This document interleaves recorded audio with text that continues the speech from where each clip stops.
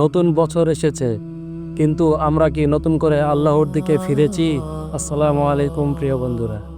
Happy new year বলার আগে আমরা একবার ভাবি, আল্লাহ আমাদের আরেকটি বছর কেন দান করলেন? আল্লাহ কোরআনে বলেছেন, নিশ্চয় আল্লাহ কোনো জাতির অবস্থা পরিবর্তন করেন না যতক্ষণ না তারা নিজেরা নিজেদের পরিবর্তন করে।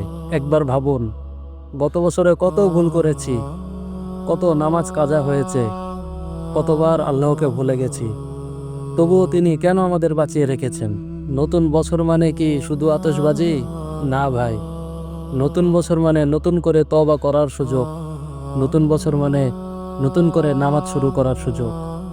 নতুন বছর মানে নতুন করে আল্লাহর দিকে ফিরে আসার সুযোগ। প্রিয় বন্ধুরা, আপনারা চিন্তা করে দেখেন, আপনার আমার জীবন থেকে আরেকটি বছর চলে গেল। আর কতদিন বাঁচবেন, কতদিন থাকবেন এই দুনিয়াতে? কি করেছেন এই 25 সালে? কতটুকু আল্লাহকে খুশি করেছেন? কতটুকু আপনি নেক আমল করেছেন? ভাই, আজ আছি তো কাল নাও থাকতে পারি।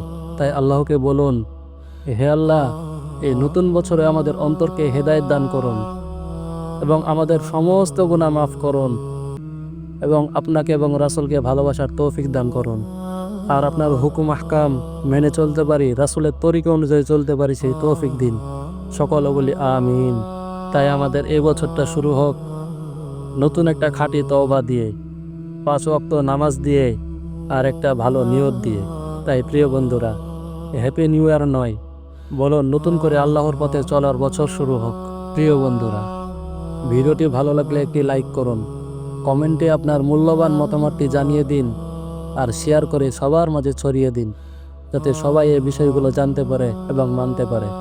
আপনার একটি শেয়ারের কারণে যদি একটি মানুষও উপকৃত হয়, ইনশাআল্লাহ সেটাই অনেক বড় পাওয়া।